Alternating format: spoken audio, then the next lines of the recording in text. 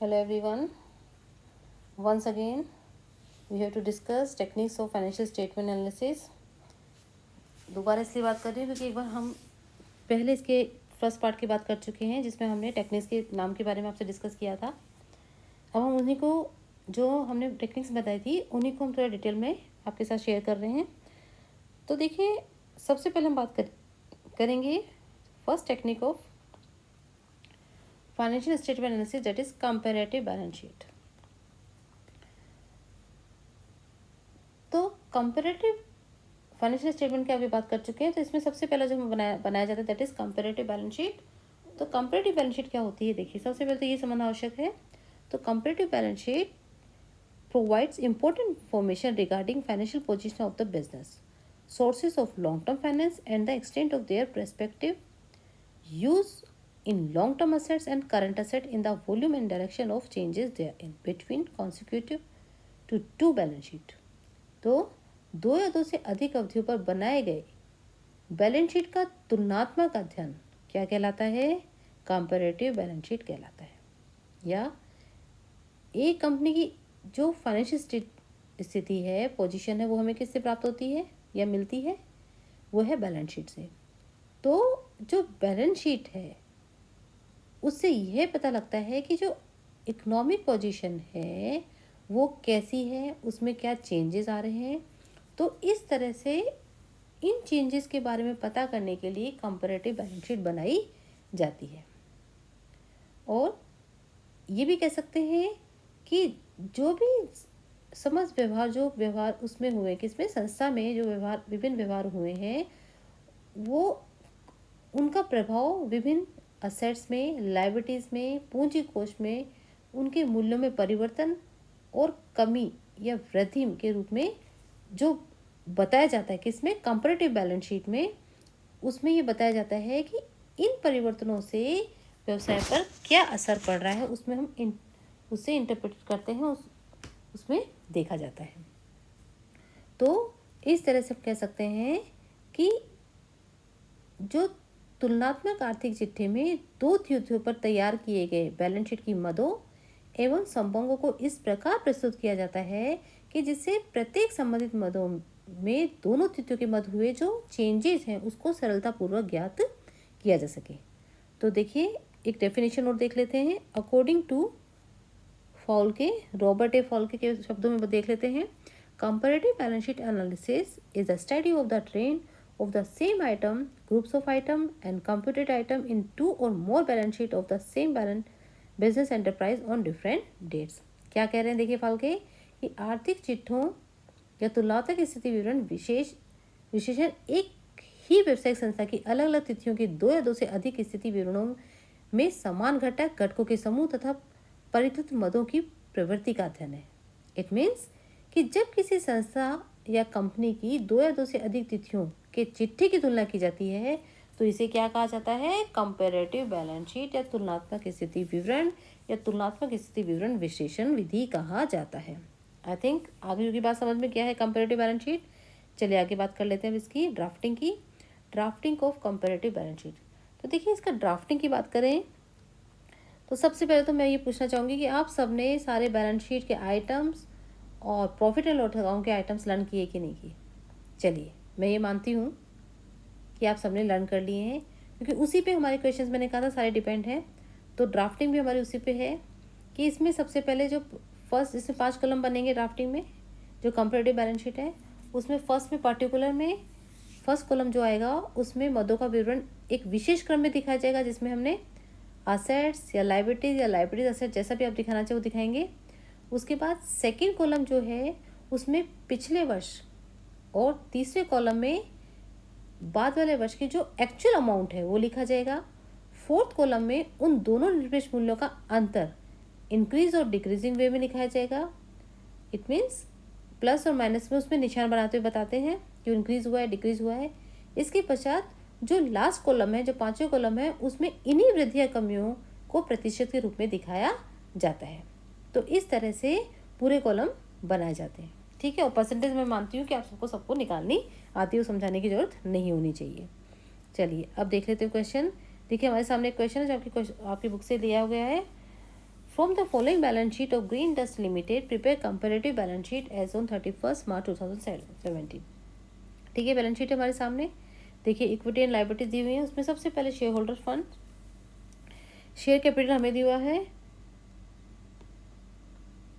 देखिए 50,000। उसके बाद reserve surplus 41,000, 20,000। Non current liabilities हैं, उसमें long term loans 10,000, 12,000। Current liabilities दी हुई है 10,000, 18,000। तो टोटल अमाउंट हो गया है 1,11,000 16-17 का, और प्रीवियस ईयर का हो गया है 15-16 का 90,000।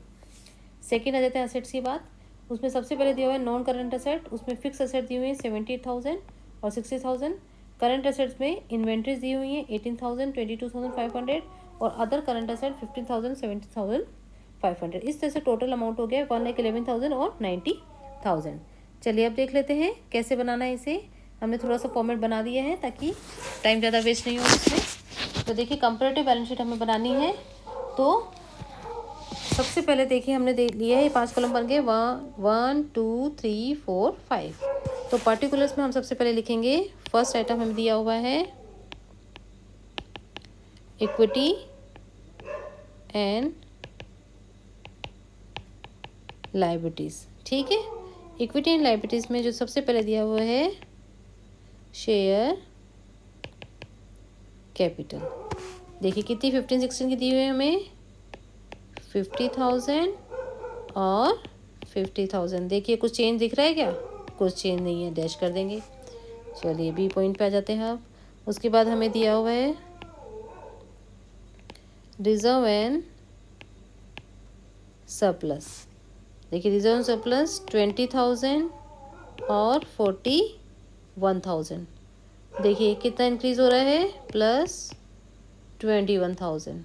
परसेंटेज में निकाल लेंगे, परसेंटेज में हो गया ये +105.0%। ठीक है, चलिए now second point. Second point में हम लेंगे नॉन करंट लायबिलिटीज़। ठीक है, उसमें क्या आइटम दिया हुआ हमें, लॉन्ग टर्म लोन्स। ठीक है, लॉन्ग टर्म लोन्स दिए हुए हमें कितने, 12,000 और 10,000।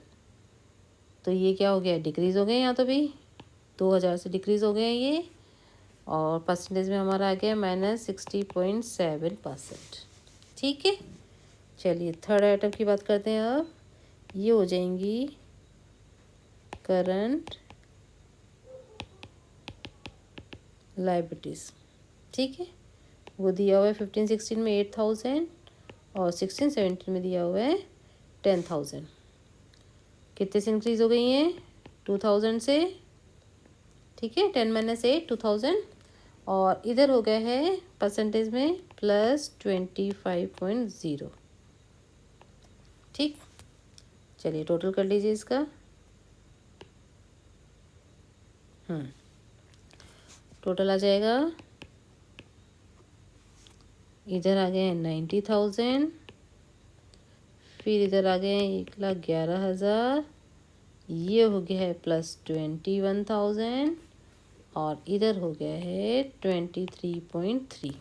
ठीक है, चलिए अब इसके नेक्स्ट पार्ट में आ जाते हैं। सेकंड में असेट्स।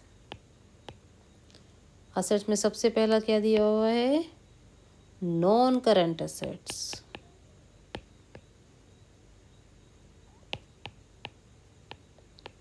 नॉन करंट असेट्स है, उसमें क्या है, ए पॉइंट पे आ जाएगा फिक्स्ड असेट्स। ठीक है, कितनी दी हुई है, 60,000 और इधर 78,000। बताइए भाई क्या हो रहा है, 18,000 से इंक्रीज हो गई हैं। ठीक है, इंक्रीज हो गई हैं तो यहाँ आ जाएगा +30%। चलिए फिर सेकेंड आइटम पे आ जाते हैं हम, करंट असेट्स। ठीक है, इसमें क्या क्या दिया हुआ हमें, इन्वेंट्रीज कितनी दी हुई है, इन्वेंट्रीज दी हुई हैं 22,500 और 18,000, तो कितने से डिक्रीज हो गई 4,500। परसेंटेज निकाल लीजिए इसका 20% हो गया। चलिए बी पॉइंट पे आइए। बी पॉइंट है अदर करंट असेट्स। ठीक है, अदर करंट असेट्स में कितनी दी हुई है 7,500 और 15,000। भाई इंक्रीज हो गई है ये भी 7,500 से। ठीक है, परसेंटेज देख लीजिए 100% आ गया है। तो चलिए अब इसका कर लेते हैं हम, थोड़ा बड़ा बना दिया हमने तो कोई बात नहीं। चलिए क्योंकि अब पूरा मिटानेंगे तो पूरा ही हो जाएगा ये तो।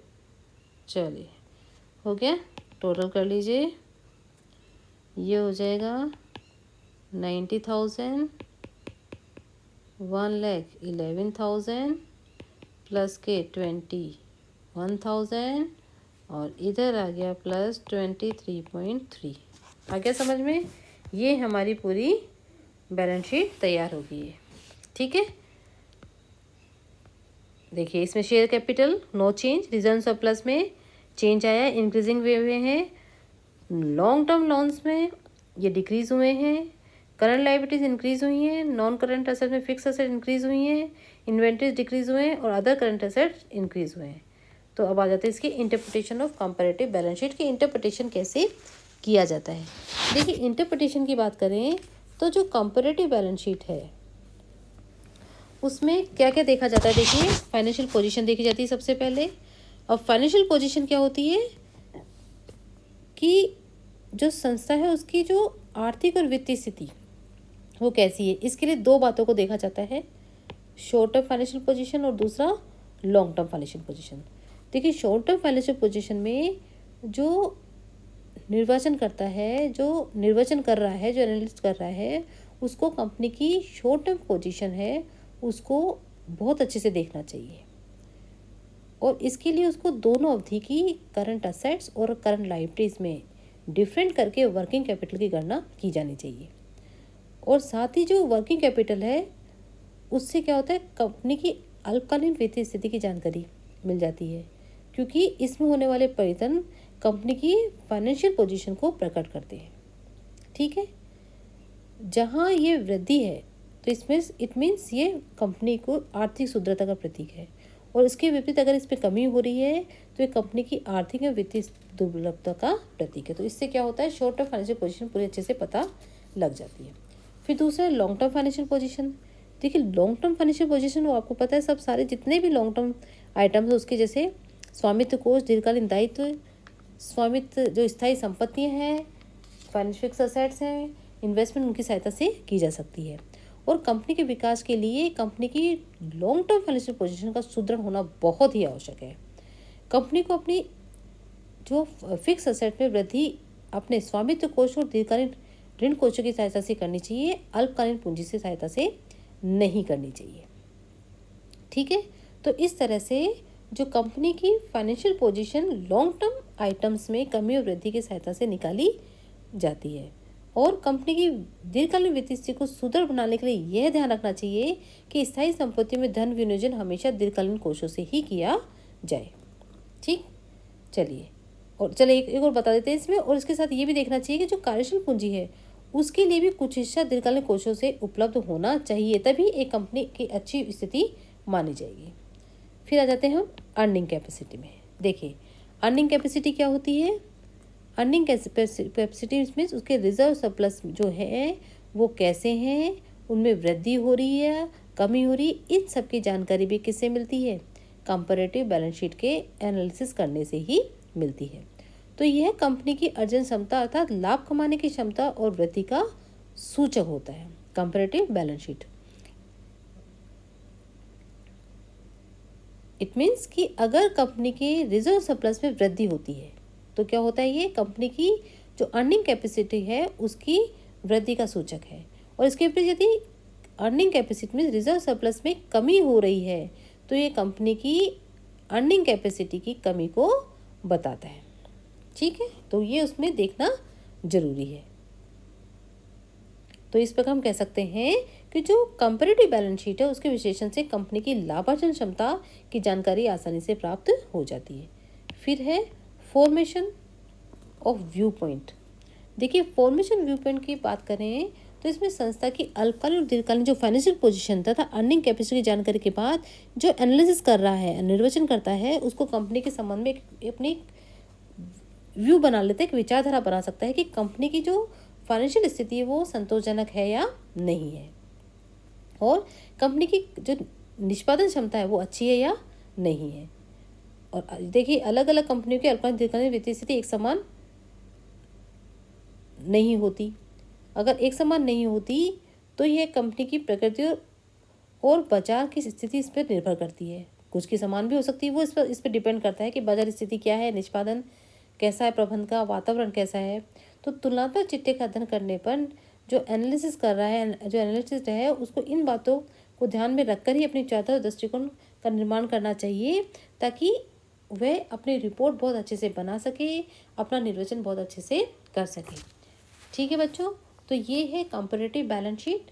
नेक्स्ट वीडियो में हम देखेंगे comparative profit and loss account.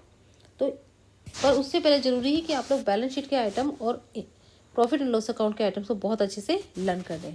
तो ठीक है, मैं ये टॉपिक अपना ये ख़त्म हुआ यहाँ पर, और मैं ये आशा कर रही हूँ कि आप लोग सभी इसके बुक्स में जितने भी क्वेश्चंस हैं उनको आसानी से कर सकेंगे। उनको प्रैक्टिस कीजिए बार बार, ताकि आप उनको एग्जामिनेशन पॉइंट ऑफ से बहुत अच्छे से तैयार कर सकें।